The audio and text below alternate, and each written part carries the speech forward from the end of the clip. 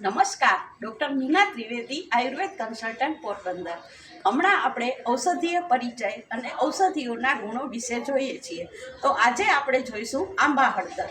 અત્યારે આપણે શિયાળો આવશે એટલે સફેદ હળદર ને પીળી હળદર એમ બે પ્રકારની હળદર આપણને જોવા મળશે.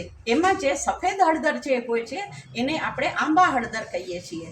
એનો સુગંધ છે એ આંબા જેવી હોય છે, એટલે એને આંબા હળદર કહેવામાં આવે છે.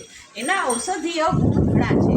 એ ખાસ કરીને રુચિકારક છે અને દીપક છે, થોડીક તુરી છે અને ઘણી રીતે આપણને ફાયદાકારક છે. રક્તદોષ, કફ, તાવ, સૂળ, દમ, ઉધરસ બધાની અંદર એ ફાયદો કરે છે.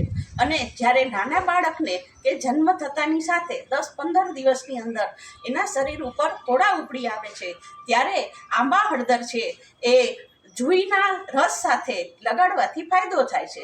કરમિયા હોય તો આંબા હળદર સિંધવ સાથે લેવાની.